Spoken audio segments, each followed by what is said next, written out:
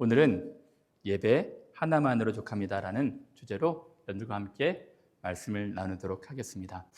지난주에 일어나라 빛을 발하라, 올 한 해는 정말 일어나서 교회가 감당해야 될 사명들, 빛을 발하는 사명 감당해야 한다고 말씀을 드렸어요. 그러기 위해서는 두 가지를 말씀을 드렸습니다. 예배가 회복되어야 되고 말씀이 회복이 되어야 됩니다.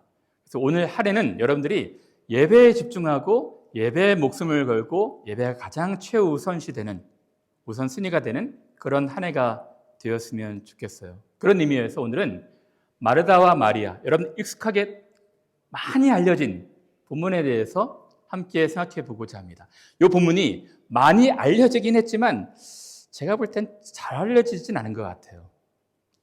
무슨 말이냐면 마르다, 마리아 이 두 자매, 상대적으로 마르다는 일하기 좋아하고 신앙도 별로 없고 일 중심의 사람, 마리아는 예배 중심의 하나님과의 관계 중심의 사람이라는 식으로 이해가 된 것 같거든요. 그래서 상대적으로 마르다가 좀 저평가가 됐어요. 마르다는 일만 좋아하고 일 중심의 사람이다. 과연 그럴까요? 그래서 이 본문을 적용할 때 교회에 일하는 사람들, 교회에 일하시는 분들, 헌신하는 분들, 수고하는 분들 많잖아요. 그런 분들이 좀 맥 빠지게 돼 있어요. 성경 공부가, 예배가 더 중요하지 교회에서 봉사하고 헌신하고 주방에서 간식 준비하고 음식 준비하는 거는 조금 덜 중요한 듯 다뤄지는 분위기이거든요. 여러분, 교회에서 헌신하고 수고하는 거 굉장히 중요합니다. 아주 꼭 필요한 일이에요.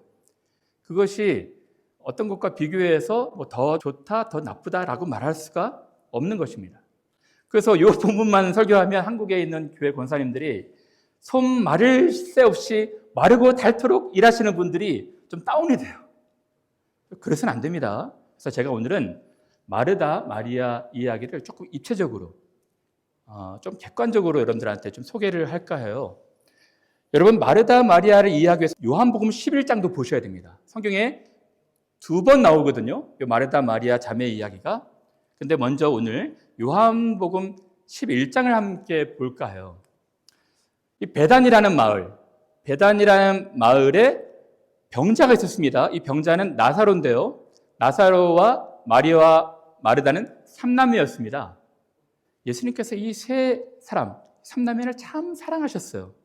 예수님께서 마르다도 사랑하시고 동생 마리아도 사랑하시고 나사로도 많이 사랑하셨거든요. 근데 문제가 생겼어요. 사랑하는 마르다, 마리아의 브라더가 아주 중병에 걸렸어요. 그래서 위독합니다. 경각을 다투는 그런 병에 걸렸어요. 그래서 당연히 누이들이, 여기서 사실은 오라버니는요, 아델포스라는 단어인데 오빠라는 단어가 아닙니다. 남동생일 수도 있어요. 형제라는 것입니다. 네, 어쨌든 형제가 지금 중한 병에 걸렸어요. 그래서 누나들이 당연하게 예수님이 너무너무 사랑하시는 가정이기 때문에 사람한테 부탁해가지고, 예수님이 근교에 있었거든요. 근처에. 그러니까 예수님, 저희 지금 형제가 너무 경각을 다투는 어려움 가운데 있습니다. 빨리 오셔서 우리 오빠 또 남동생을 좀 고쳐주세요 라고 말하지 않겠습니까? 주의 사랑하는 신자가 병들었습니다. 너무나도 당연하게 예수님께서 오실 줄 알았어요. 근데 문제가 생겼습니다. 예수께서 본래 마르다와 그 동생 마리아와 나사로를 사랑하셨거든요. 사랑하셨다면, 그렇게 위중에 있다면 당장이라도 모든 일을 다 그만두고서라도 가셔서 고치셔야 되지 않겠습니까? 병들었다 함을 들으시고 그냥 계속 그 자리에서 이틀을 더 유하시는 거예요. 특별히 할 일도 없으신 것 같은데. 근데 성경은 이 본문을 어떻게 이야기를 하냐면 굉장히 가까운 거리에 계셨다는 거예요. 베다니는 예루살렘에서 가깝기가 한 5리쯤 되면 2km밖에 안 됩니다. 3km밖에 안 돼요. 그러니까 조금 일을 좀 마무리하고 빨리 가셔서 고칠 수 있으셨다는 것입니다. 그러니까 많은 유대인이 마르다와 마리아에게 그 오라비의 일로 위문하러 왔지만 예수님은 안 오셨다는 거예요. 그러면 생각해 보십시오. 얼마나 섭섭했을까요?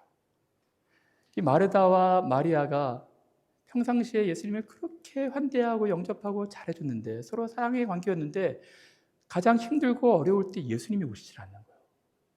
사람들까지 보내서 너무 힘들다고 얘기를 했는데 예수님이 이틀을 더 유하세요. 섭섭했겠죠. 그래서 마음이 참 많이 아팠을 것 같다 생각이 들어요. 근데 여러분, 여기서 제가 소개하고 싶은 것은 마르다의 신앙입니다. 어떻게 보면 이 마르다, 언니 마르다는 마리아보다도 조금 더 좋은 신앙을 갖고 있어 보여요. 또 좋은 성품, 인품도 갖고 있어 보입니다. 소개합니다. 예수께서 일부러 안 가셨다는 거예요. 가시지 않은 이유가 있어요. 예수께서 들으시기로 이르시되 이 병은 죽을 병이 아니다. 하나님의 영광을 위한 것이다. 하나님의 아들이 이로 말미암아 영광을 받게 하려 함이라 하시더라. 예수님이 의도적으로 어떤 계획을 갖고 안 가셨던 것입니다. 근데 예수께서 죽었다는 것을 다 아시고 이제 가자. 이틀 지나서 가신 거예요. 이 말씀을 하신 후에 또 이르시되 우리 친구 나사로가 잠들었도다. 이미 죽었거든요. 잠들었도다. 내가 깨우러 가노라. 라고 예수께서 의도적으로 가신 것입니다. 마리아와 마르다는 마음이 많이 상했을 거예요. 근데 마르다와 마리아의 태도가 좀 달라 보입니다. 다음 절에 보시면 마르다는 예수께서 오신다는 말을 듣고 곧 나가서 예수님을 영접합니다. 근데 마리아는 너무 섭섭하고 속상해가지고 집에 있었던 것 같아요. 어떻게 예수님이 나한테 이렇게 배신할 수가 있지? 아니, 이렇게 우리가 어려워서 요청하고 예수님한테 부탁을 했음에도 불구하고 어떻게 우리한테 이럴 수가 있지? 많이 속상했던 모양이에요. 근데 마르다는 그럼에도 불구하고 예수께 나아오고 있습니다. 어떤 어려움이 있더라도 예수님 앞에 나가서 문제를 좀 해결하고 싶어 했어요. 물론 마르다가 예수님 앞에 가서 하소연하고 원망하고 불평한 거 맞습니다. 마르다가 예수께 여짜오되 주께서 여기 계셨더라면 내 오라비가 죽지 아니하였겠나이다. 섭섭함을 얘기해요. 예수님 왜 그러셨어요? 왜 저한테 그러셨어요? 왜 안 오셨어요? 이야기하는 것입니다. 우리도 어떤 사고를 당하거나 예기치 못한 어려움을 당하거나 병중에 있을 때 이렇게 속상한 이야기를 할 수 있습니다. 하나님이 계시다면, 예수님이 정말 계시다면 왜 나를 이렇게 이 모양으로 내버려 둡니까? 예수님이 계시다면 왜 내가 병에 걸려야 되고 왜 이런 고난을 받아야 되고 왜 이런 사고를 당해야 됩니까? 이럴 때가 있어요. 그런데 오늘 본문에 보면 예수님이 계획을 갖고 계시다는 것입니다. 예수님 다 뜻하고 알고 계셔요. 모르는 것이 아닙니다. 어쨌든 마르다는 예수님 앞에 찾아와서 문제를 해결하려고 그래요. 예수님 왜 그러셨어요? 하소연을 합니다. 근데 여기서 마르다의 좀 신앙이 돋보여요. 그러나 예수님, 저는 이제라도 주께서 무엇이든지 하나님께 구하시는 것을 하나님이 주실 줄 믿습니다. 마리아는 그냥 집에 있었어요. 속상해서 섭섭해서. 마르다는 문제 해결을 예수님 앞에 나와서 하려고 합니다. 예수님 앞에 찾아와서 예수님 앞에 다 자기의 말을 아뢰면서 얘기를 해요. 그러나 예수님, 저는 예수를 믿습니다. 지금이라도 우리 오라버니를 살릴 수 있을지 또 그렇지 않을지 모르겠지만 저는 예수님이 무엇이라도 할 수 있을 줄 믿습니다. 죽은 야이로의 딸을 고치셨잖아요. 미망인 나인성의 아들을 고치셨잖아요. 죽은 사람들을.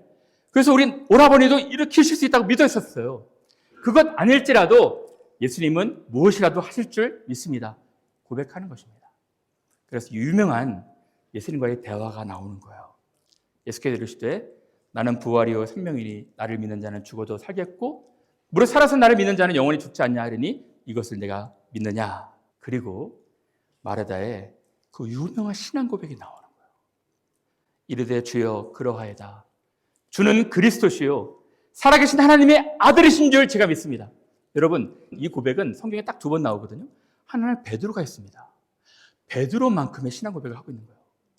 주는 그리스도시요 살아계신 하나님의 아들이십니다. 그러므로 마르다는 믿음이 부족했을지라도 신앙인이었어요. 연약한 믿음이라 할지라도 예수님을 의지하고 예수님을 바라는 사람이었습니다. 그리고 나서 이 마르다는 신앙뿐만 아니라 인품도 마리아보다도 좀 더 따뜻하고 배려심이 깊었던 것 같아요. 사람의 마음, 상처받은 마음을 헤아리는 것도 있었던 것 같습니다.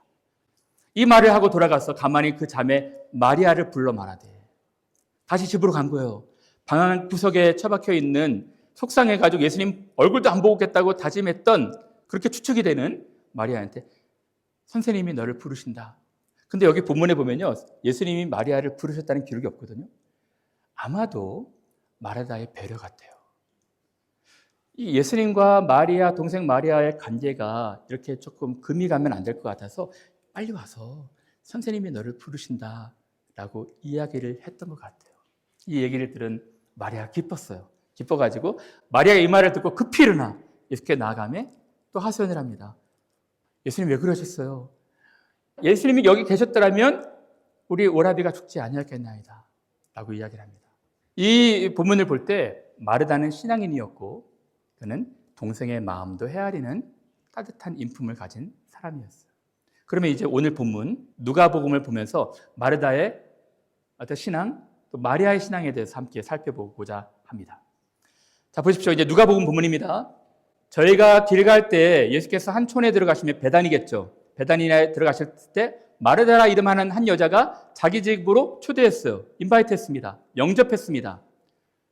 근데 여러분, 예수님 혼자 영접 초대한 것이 아니에요.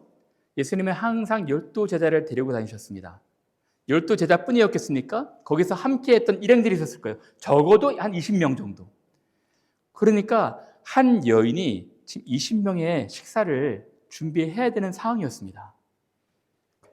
열심히 부지런히 준비하고 있었는데 마리아라는 동생이 있어 주의 발 아래 앉아 그의 말씀을 듣더니 마르다는 준비하는 일이 많아 마음이 분주한지라. 12명, 20명의 음식을 준비하기 위해서 얼마나 바쁘겠습니까? 전도 지져야 되고 찌개도 만들어야 되고 고기도 만들어야 되고 얼마나 바빴겠어요. 근데 속도가 많이 나야 되는데 속도가 나지 않으니까 불안한 거예요. 근데 문제가 생긴 건 뭐냐면 자기를 도와줘야 될 동생이 너무나도 얄밉게 턱 괴고 예수님 발치 앞에 앉아가지고 말씀을 듣고 있는 거예요. 속상하지 않았겠습니까? 미움 중에 가장 큰 미움은 얄미움이라고 그러잖아요. 얼마나 얄미웠겠어요. 꼴도 보기 싫었겠죠. 주의 발 아래 앉아 말씀을 듣는 마리아. 마리아를 보고 가서 야 마리아야 너 왜 거기 와 있니? 일로 와서 나 좀 도와줘라. 그러면 될 건데 선생님한테 얘기를 합니다. 예수께 나아가 가로되 주여 내 동생이 나 혼자 일하게 두는 것을 생각지 아니하십니까? 대체 뭐 하시는 겁니까? 좀 혼 좀 내주세요. 저 혼자 지금 바쁘잖아요. 하고 원망을 표현하고 있는 것입니다. 저를 명하사 나를 도와주라 하소서. 갈등이 생겼어요. 근데 여러분 흥미로운 것은 우리가 봤을 때는 우리의 문화적인 관점에서 봤을 때는 이 마르다 마리아가 또 다르게 평가되겠지만 유대인들 1세기 고대 근동 중동 사람들의 시각으로 이 본문을 보면 100% 마르다가 잘했고 마리아가 아주 잘못한 사람이라고 평가한다는 것입니다. 왜 그럴까요? 1세기의 문화를 보면 손님 맞이 문화, 환대 문화였어요. 길 가는 나그네, 알지 못하는 나그네라도 초대해가지고 묵고 싶으면 숙식을 다 제공한 3일까지 제공하는 문화가 있었습니다. 따뜻하게 환대하는 거예요. 그러므로 마르다가 이 사람들 초대했을 때 음식을 많이 준비하고 따뜻하게 환대하는 것은 맞아요. 그럼 마리아도 도와주는 것이 맞습니다. 또 두 번째로 교육적인 측면인데 당시에 좀 죄송한 이야기지만 여성들의 인권이 많이 낮았잖아요.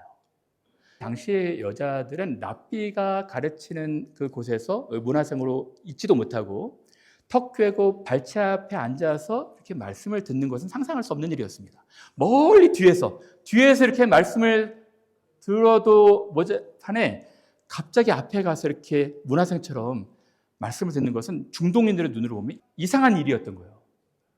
그런 의미에서 보면 예수님이 파격적인 대우를 하셨던 것이죠. 사랑하는 여러분, 이렇게 마르다가 속상한 이야기를 합니다. 선생님, 왜 내 동생이 나 혼자 일하게 두는 것을 생각지 아니하십니까? 저를 좀 명해서 나를 도와주라 해주세요. 예수님이 무엇이라 대답하셨을까요?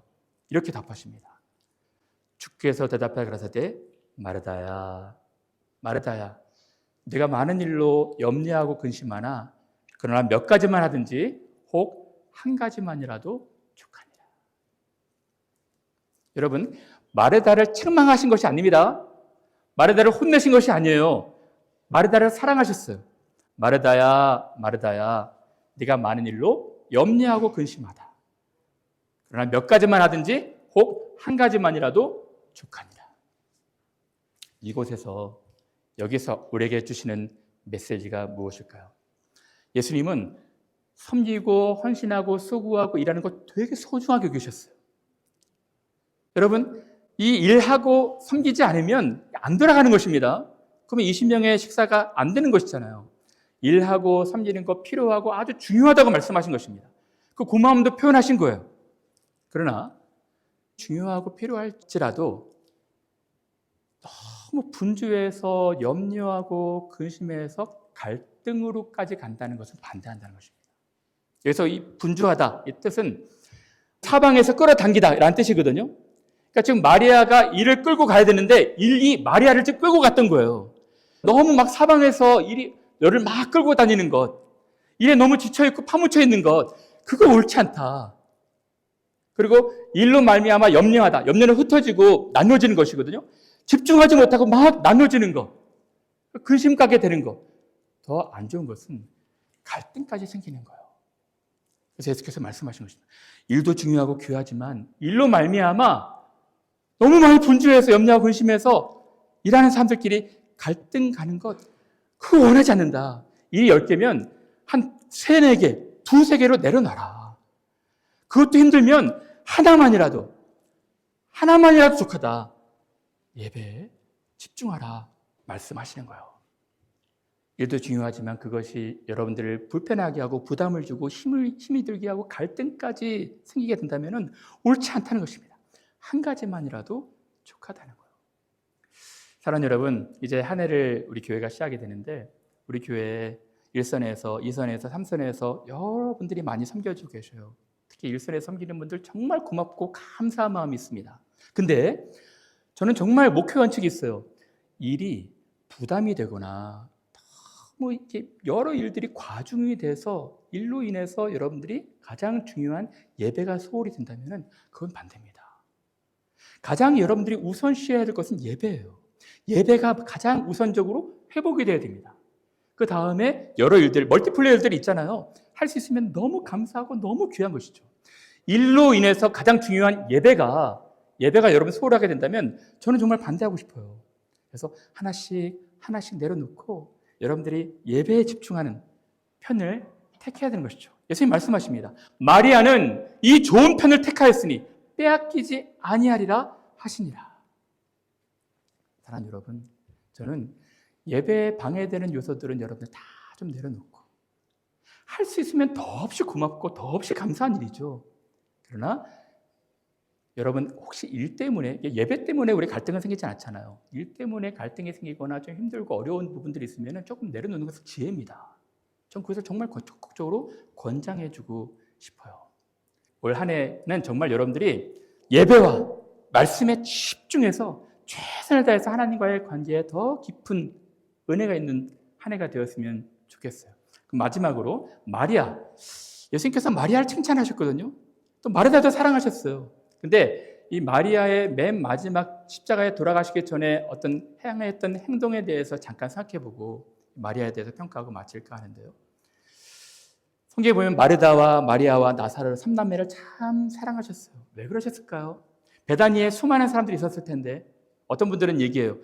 이 사람들이 가난해서 그렇다. 베다니가 가난한 동네였거든요. 근데 가난한 사람들 얼마나 많았겠어요. 가난해서 그럴 수 있겠지만 예수께서 가난한 사람들 특별하게 돌아보셨지만 가난한 이유에 특별한 것이 있었다는 것입니다. 그것이 무엇일까요? 여러분 힌트를 드릴게요.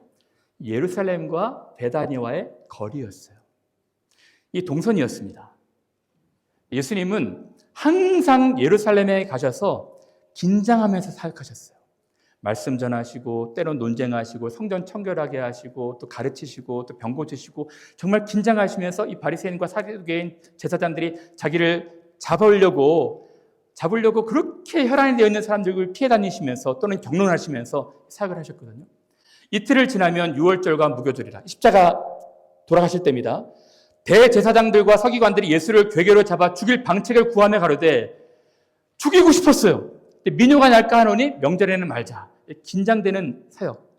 아침부터 오후 저녁 내내까지 이 반대파들과 맞춰서 성전 청결하게 하시고 경론을 벌이면서 사역하셨습니다. 그리고 저녁에는 베다니로 가신 거예요.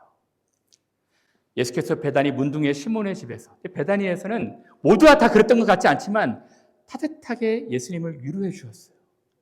베다니 문둥이 시몬의 집에서 식사하실 때 한 여자가 매우 값진 향유, 곧 순전한 나드 한 우컵을 가지고 와서 향유를 부었습니다. 근데 여러분, 이 베다니 문둥이 시몬의 집에 있는 한 여자가 마리아인지 동일 인물인지 다른 사람인지 잘 모르겠어요. 근데 6월절 이틀 전이라고 그랬거든요. 이거 십자가 달려 돌아가시기 이틀 전. 근데 6월절 엿새 전에도 베다니에서 마리아가 예수를 위하여 잔치할 때 여기도 역시 마르다는 일을 하고 있습니다. 마리아가 특별한 일을 해요. 어떤 일을 할까요? 마리아는 지극히 비싼 향유, 곧 순전한 나드 한 근을 가져다가 예수의 발에 붓고 자기 머리털로 그의 발을 닦으니 향유 냄새가 집에 가득하더라. 제가 이 말씀을 묵상하면서 큰 감동이 되었어요. 이것이 마리아의 깊은 예수님에 대한 사랑이었구나. 예수님은 예루살렘에 가셔서 이제 성전도 청결하게 하시고 대제사장, 바리새인, 서기관들과 경론을 벌이기도 하고 또 치료도 하시고 논쟁도 하시고 정말 탈진할 정도로 지친 몸을 이끌고 가끔 베다니에 오셨을 거예요. 거기서 따뜻하게 식사, 위로, 마지막에는 마리아가 이 나드 한 근은요 1년치 연봉입니다. 어떻게 보면 마리아에게 전 재산일 수도 있었어요. 이 간단한 사람한테. 근데 성난 군중도 바리새인도 심지어 제자들도 예수님의 죽음을 잘 몰랐거든요. 제자들도 누가 크냐 논쟁하면서 예수님의 죽음을 잘 이해하지 못하고 그렇게 서로 논쟁하고 있을 때 마리아가 자기의 향유를 갖고 와서 깨워가지고 온 집안의 냄새가 가득할 정도로 향유를 부어. 어떤 한 신학자의 이야기가 저한테는 충격이었습니다. 신학자 이렇게 얘기하더라고요. 예수님께서 그 힘들고 어려운 이 십자가 지는 삶, 헤롯 왕 앞에서 재판을 받으실 때, 브라의 도리온에서 채찍을 맞으실 때, 심지어는 십자가에서 못 박히실 때도 아직 몸에 배어있는 마리아가 부은 향유 냄새를 맡으면서 용기를 가지셨을 것이다.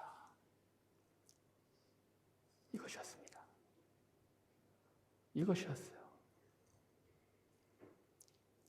사랑하는 여러분, 예수님은 마르다, 마리아, 나사로를 참 사랑하셨어요.